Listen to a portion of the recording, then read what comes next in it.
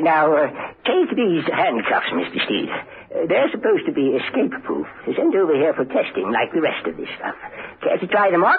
Well, Now, what's your problem? Apart from getting out of the handcuffs? It's about the Old Hill Monastery. A delightful place. I spent a whole month there while vetting it. Ideal for our purposes. No one could escape from there. Rostov and Lubin managed it. What? A getaway? Got away. That's why I'm here. Impossible. It's escape-proof. Escape-proof? Like these handcuffs? John Steed looked keenly at Professor Dodge as he slipped out of the handcuffs and threw them on the desk. Oh, this is dreadful. My reputation is at stake.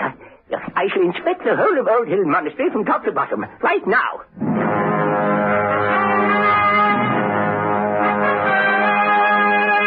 The Avengers.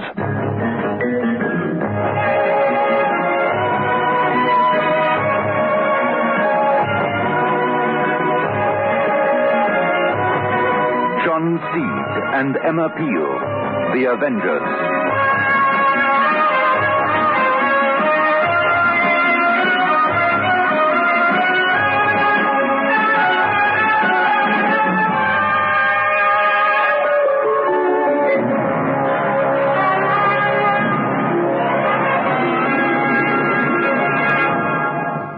So many women say, once an Omo user, always an Omo user. Because there's just no dirt that can stand up to the cleaning power of cold water Omo. It solves Mrs. Sutherland's washing problems for her. Very dirty oil or grease marks. If you use cold water Omo, there's no trouble at all. It comes out very, very easily indeed. There's no washing problem too difficult for cold water Omo. Over 1 million South African housewives have proved it. Day in, night out, Linoleum woman, perfectly groomed, sweetly perfumed. Now you can choose from Benolia's 5 new classic fragrances.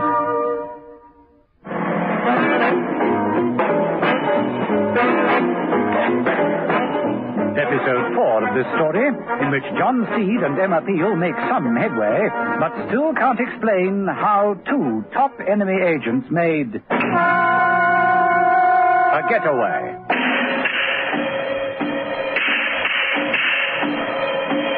Two of John Steed's best friends, both top British Secret Service agents, had been killed. They had met their deaths shortly after the escape of 2 foreign spies from the prison known as Old Hill Monastery. The escapes had been planned at different times, but were both carried out in a most mysterious manner. The prisoners, pursued and hemmed in by guards, had simply disappeared. Steed had consulted Professor Dodge, who had designed the monastery's security system, and sent Mrs. Peel to the ministry to check up on the personal habits of the 3 spies, Rostov and Lubin, who had made the escape, and Esdorf, the remaining and most dangerous agent, who swore he would also escape, and once free, would kill John Steed. Mrs. Peel asked for files on the 3 enemy agents. Here you are, Mrs. Peel. The files on Rostov, Lubin, and Ersdorf. Oh, thank you, Mr. Peters. Now, will you excuse me? It's feeding time. Lunch already? Early, isn't it? I believe in feeding at short intervals, every 25 minutes. Pardon? Delicious little ant eggs. And eggs. Oh, I often throw in a beetle or 2, for hors d'oeuvres, so to speak. Oh, it's not for me, silly, it's for them. Peters, with a nonchalant wave of the hand, indicated a glass tank. Look at them, the little dears. Here, come and have some ant eggs. Mrs. Peel stared, somewhat mystified, at the glass tank.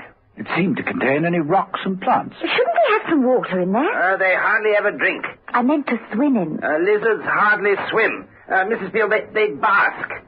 That's the word, bask. Oh, I see.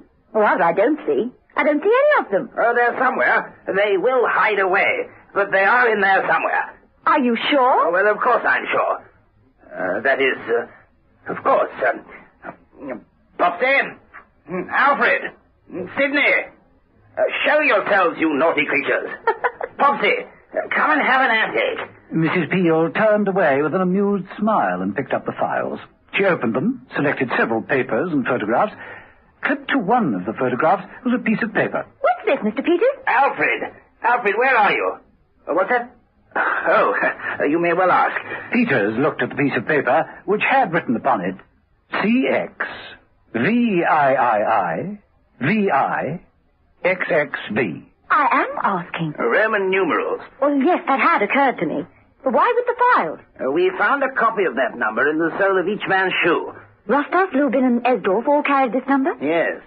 It's obviously a code, but we've never been able to break it. Julius Caesar's birthday. What?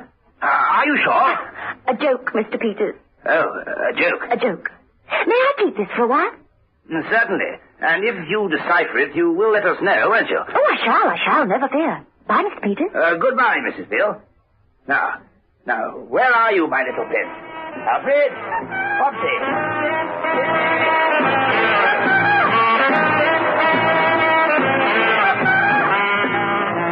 Back in Steed's apartment, Mrs. Beale spent some time on the files and then turned her attention to the Roman numerals.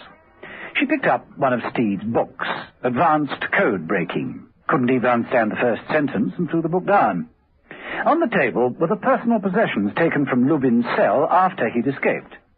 The copy of Bryant's Natural History magazine had an issue number printed under the title. It read, Number of issue, CXV, III, VI. The coded number is CXV, III, VI, XXV. All that's lacking between the issue number of this magazine found in Lubin's cell and the code number they all carried is XXV. XXV is 25. Page 25. Page 25 is missing. Torn out.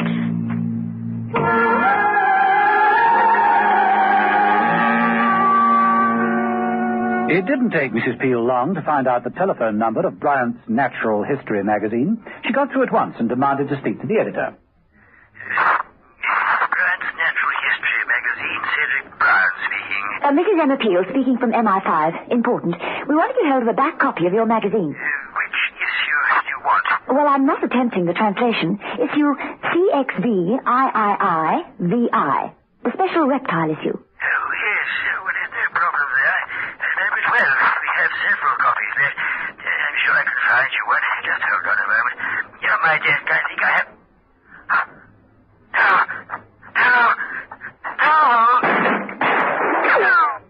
Mr. Bryant? Mr. Bryant, have you... Mrs. Peel heard the click of the receiver being replaced at the other end. She slammed down the receiver into its cradle and ran out of Steed's apartment, heading for her car.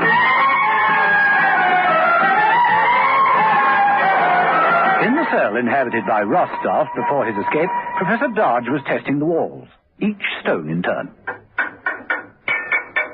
Professor? Oh, Steed, I do wish you wouldn't do that. You startled me. I'm sorry. How are you getting on? I've covered the east wing and Lubin's cell with a fine hammer. Solid. Granite. 2 feet thick. It'd take a lifetime to chisel through. No chance of a secret panel, trapdoor? No. Quite out of the question. I've been over the place with a microscope. How anyone could escape from here bewilders me. Given time, I pride myself that there isn't a lock I couldn't pick or a safe I couldn't crack. Yes. Steed strolled over to Rostov's table. A few things were still lying on it. Steed picked up Bryant's Natural History magazine and thumbed through it. What's this? Page missing. Page 25,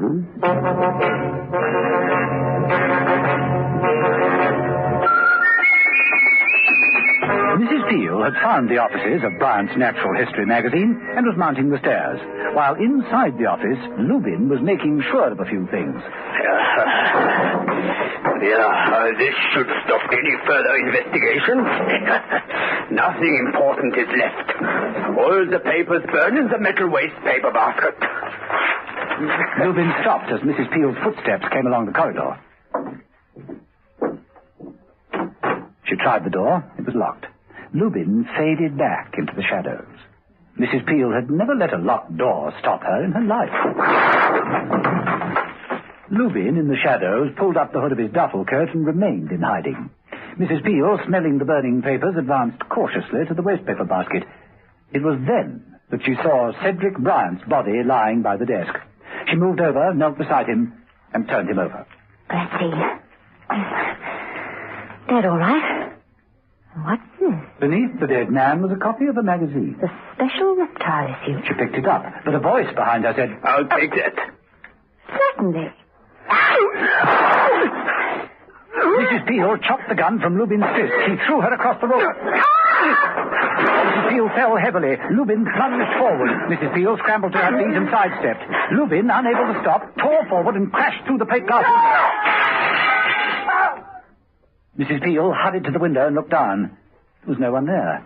A few minutes later, she noticed a small van drive away. The van carried a name, Magnus Importing Co.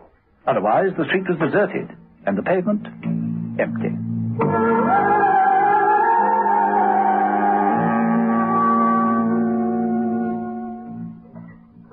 The Natural History magazine, special reptile issue.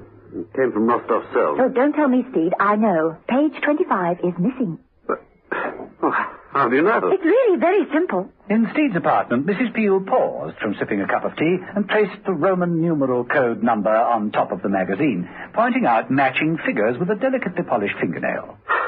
Mrs. Peel, do you realize that this stumped our greatest cipher experts? Oh, it's just one of those lucky breaks. Happens. They'll probably give you a medal. They might even make you a dame. Wouldn't it sound rather vulgar? Dame Mrs. Emma Peel? Oh, Mrs. Peel, nothing you wear, not even a name, could be vulgar. So you went to Bryant's place and found him dead? And Lubin went straight through the window and disappeared. With the last remaining complete copy of the magazine? Oh, no. Lubin went, but the magazine remained. Here, turn to page 25. Ah, here we are. Lizards and their habits. I've read it. It's, rather intimate. Oh, disgusting habits, in fact. Awful. And terribly crafty. They hide from their enemies by merging with the background. Lizards. How do lizards fit in with all this? Where's the link between lizards and... Lizards. Lizards. Wait a minute. Where's that empty vodka bottle that came from Lubin's cell? Ah, here we are. Just look at that label. Lizard vodka. Full strength. Take the protection of famous Shield deodorant. Squeeze it inside a sensational soap, and you've got... The soap deodorant. Here's a deodorant you simply wash on. Shield soap deodorant. A soap that cleans all over with a rich, luxurious lather. A soap that protects all over with the certainty of Shield. Complete protection can't start till you're clean all over. That's why Shield have invented the soap deodorant. New Shield soap deodorant. Once an Omo user, always an Omo user. So many housewives, like Mrs. Adenall, say. I wash every single thing in cold water, and anything that's washable come out spotlessly clean. Yes, Omo cleans best.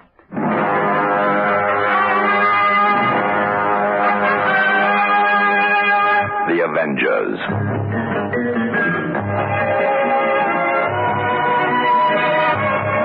Listen every evening, Monday to Friday, to John Steed and Emma Peel, The Avengers, brought to you by the makers of Cold Water Omo. The Avengers, Donald Monat as John Steed and Diane Appleby as Emma Peel, is adapted and directed by Dennis Faubig and produced by David Gooden.